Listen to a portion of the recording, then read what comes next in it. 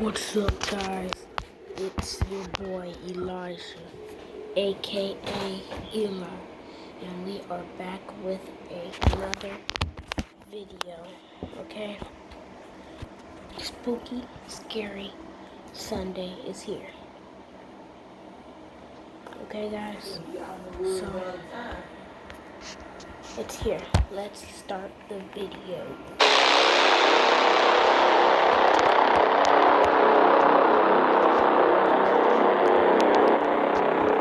First, make sure you guys get some snacks, get a Nutri-Grain bar, and some chips, okay? Okay. That is what I am about to do now.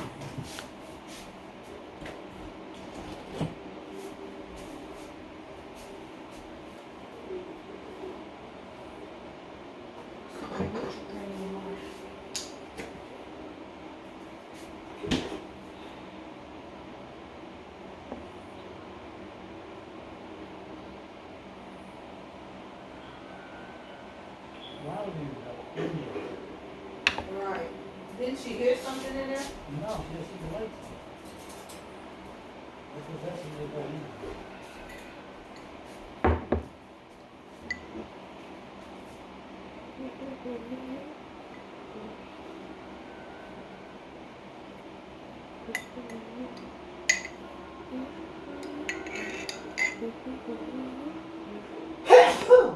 Bless you. Bless you.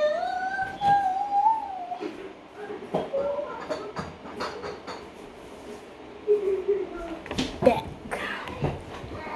Guys, let's get this started. I was gonna do headphones because that is the best exterior, but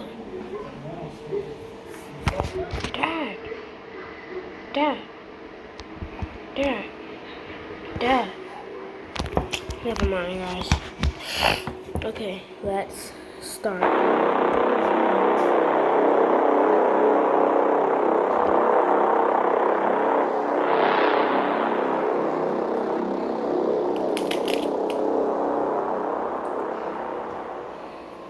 In 2016, I went to a McDonald's with my friend who we'll call Ashton for privacy reasons.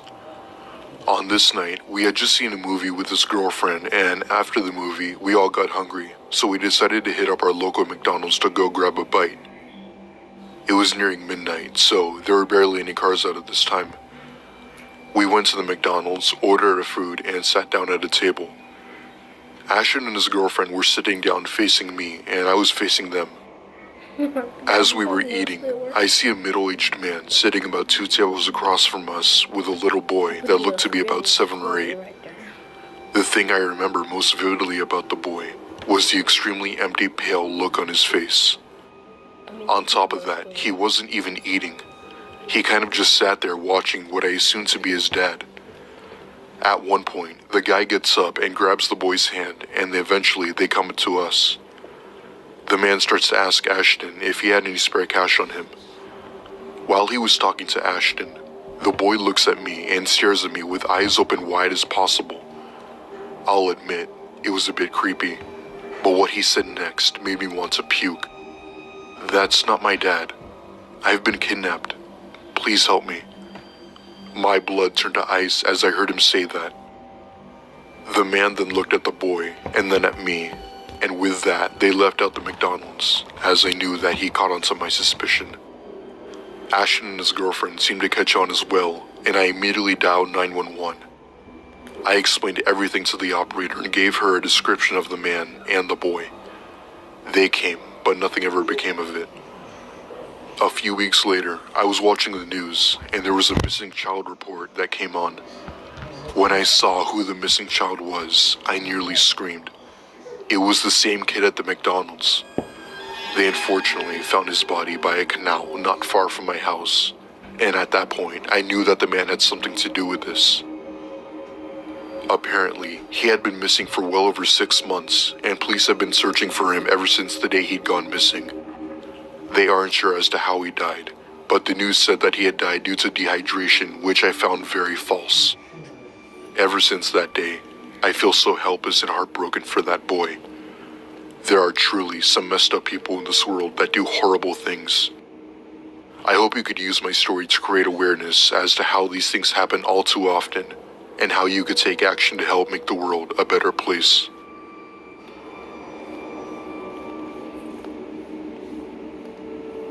Oh, wow.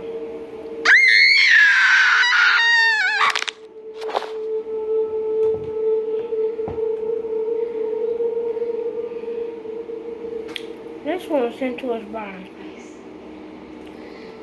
Jacob. Okay. Where is it? I mixed it. Okay. Hi, I'm Molly. Something terrible happened to me last year because of my best friend Julie. It sounds crazy, but I was stuck at the bottom of the sea for 36 hours. Yes, at the bottom of the sea, underwater, for 36 hours, which is more than a day. You'll see that I'm not making it up when you hear my whole story. It all started when Julie showed me a photo. Molly, check this out. So I took her phone. Ethan, a guy that Julie met on Instagram, was holding the steering wheel of a boat and smiling. I never liked this guy, and this photo made me like him even less. It was so obvious that he was just a spoiled rich kid. So, I said, and gave the phone back to her. I could tell that she wanted something from me. He's inviting us to spend the weekend on his boat. I pretended not to understand. Us? How does he know me? He barely even knows you. You just message each other. She said, we talked on the phone for hours last night. Trust me, he's a great guy. Come on, let's go together. I immediately said, no way. What am I going to do on a boat with a total stranger for 2 days? So she said something she knew would work. What if he's a psycho? Are you going to leave me alone with a guy like that? This was the same sentence I used on her last month. I asked her to come with me when I was meeting a guy for the first time. So we went to the date together. She basically meant, now it's your turn. I had to say yes. On Saturday morning, we took a 3-hour bus ride to the beach town where Ethan lived. He picked us up and drove us to the boat. It wasn't too big, but it was so luxurious. There were 2 cabins below deck. Julie and I took over the big one. Ethan didn't seem like such a bad guy. I thought maybe I was wrong about him. When we came back, we were surrounded by water already on our way. Ethan was steering the boat. Please don't get me wrong, but don't captains drive boats like these? I asked. He smiled. Don't worry, this is a small yacht. I have a license to drive it. Anyway, we're not going to drive all the time. We'll find a good spot and anchor there, he said. Julie and I sat down to relax in the sun. It wasn't hot enough to wear a bikini, but the sun was still pretty strong. 2 or 3 hours later, we stopped. We anchored next to an island. Nobody lived on that part of the island, so it was just us, the sea, and nature. Ethan was a great host. He prepared all the food by himself. It felt like summer, even though it was the end of November.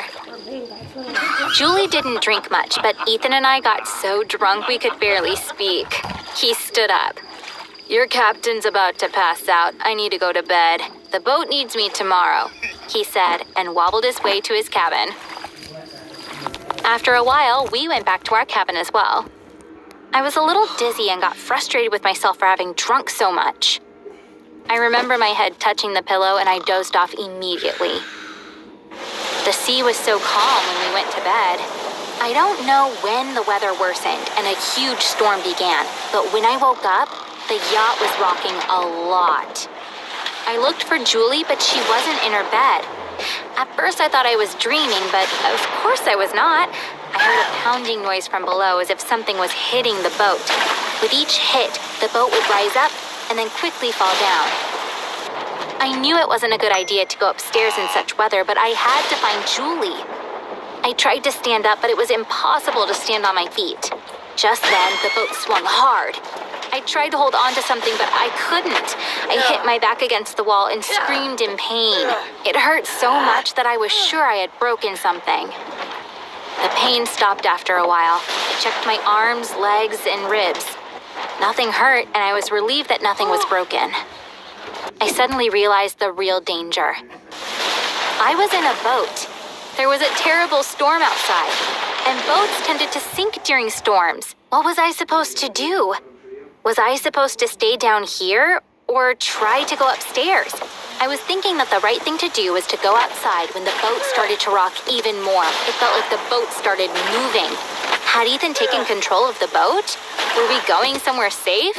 I was trying to calm myself down when I heard a really loud noise. I realized that the movement was just due to the boat drifting, and we had crashed against the rocks surrounding the island. It was now clear what was about to happen. The boat was going to sink. I managed to get up because the boat wasn't rocking as much. I was trying to get to the door when suddenly it split in two and water started pouring into the cabin. It was what I had been afraid of. We were sinking. The water was pouring in so fast that I couldn't move through it. I went to the bathroom and shut the door. I took the towels from the cabinet and stuffed them under the door, but the water kept coming in. Until then, I had managed to stay calm. But now I had enough reasons to panic. The boat I was in had hit a rock in a storm and was sinking quickly, and I was stuck inside a tiny bathroom. For the first time, I thought I might actually die. I started yelling to get this thought out of my mind. Molly, use your brain. Come on, you have to find a way to get out of here. Use your brain. The bathroom kept filling with water, which had by now reached my knees. I stood up on the toilet. It was impossible to get out of here. The water was going to fill up this tiny bathroom soon. Where's the toilet? I don't know how much time had passed. I had resigned myself to my fate and was just waiting. The water was now up to my chest. At this point, I noticed that the bathroom seemed to be filling up more slowly.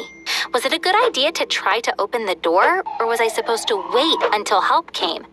But the water was still rising, albeit slower. Would I be able to survive until someone came to rescue me? There was no guarantee that someone would come. I decided to do a small experiment. I took a deep breath and dived in. I turned the door handle and pushed, but the door wouldn't budge. I tried again, but no luck. I came up when I was out of breath. Obviously, the boat had sunk. The door wouldn't open because the cabin was probably full of water. I was still alive, and I wasn't giving up. But what about Julie? Until that moment, I hadn't cried, but now I started sobbing and couldn't stop. Meanwhile, the water had risen more. What's worse, taking deep breaths while crying had used up a lot of oxygen, and I could feel there wasn't much of it left. I was in such bad shape that I couldn't tell how much time had passed. The water was now up to my chin. I was cold, I was hungry, I was thirsty, I was tired and very sleepy. For a moment, I thought, let yourself go and let it all end. As a medical student, I was aware that it was hypothermia that made me think like this. I had been in cold water for a long time, so my body temperature had fallen, and it was going to continue to fall. I was losing hope that help would come. We weren't in open water, but who would look for us? Neither my parents nor Julie's knew that we were here. Would Ethan's family do something? I didn't think so. I thought this was the end for me. The water continued to rise slowly. It got so high that I had to stand on my toes to avoid drowning. Just then, I heard a sound. It was like someone had hit something a few times. I held my breath. The sound stopped. Maybe there was no sound. Maybe I was hallucinating because I was about to pass out. No! I heard the sound again, and this time it was closer. Anyways, if I was hallucinating, I would have heard my mom's voice or something. Why would I hear the sound of metal being hit? I dived into the water one more time. There was a soap dish made of stone. I grabbed it and came back up. I started hitting the wall with it. The other sound stopped. All you could hear was me hitting the wall. I stopped after a while. Then the sound from the outside started again. I was communicating with someone. They knew I was here. They turned out to be two divers from the search and rescue team. At first, they couldn't open the door because of the pressure. But they were there to save me. After a while, they managed to get me out of the bathroom and then out of the boat. There were doctors on the search and rescue ship. They had a lot of experience with such situations and were able to help me recover from hypothermia. As soon as I was feeling better, I asked about Julie. I found out that both she and Ethan were okay. Apparently, Ethan had diabetes, but he was too drunk to take his insulin shot. Diabetes patients lose consciousness in such situations and go into a coma after a while. Ethan somehow got himself to our cabin door and knocked. Julie helped him right away. She gave him his insulin shot, but he was still feeling very bad. Just then, the storm broke out, so he had no choice but to go upstairs. Julie went up with him too. Thankfully, she thought of putting on their life jackets. Ethan managed to start the engine, but the waves were too big and he couldn't prevent the boat from drifting. They fell into the water when the boat hit the rocks.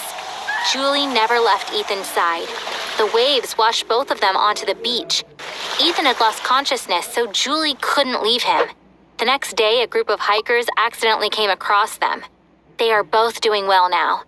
After hearing this story, my first reaction was, they'll definitely get married after going through this together. After a horrific 36 hours, I managed to come back to life. I think I did pretty well overall. Of course, I got very lucky, but deciding to go into the bathroom, managing to stay calm, fighting the hypothermia, I definitely deserve a well done. Thanks for listening to my story. If you like stories like this, subscribe to this channel. Bye. Okay, guys. That was pretty good. Okay? So, that should be it for animated stories. Spooky, scary Sunday is all. Hi, I'm Destiny, and I'd like to tell you all about how my ex-boyfriend... Guys, that's it for animated ADY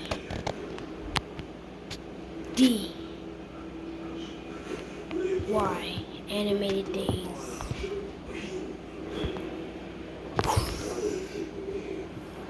Okay, guys.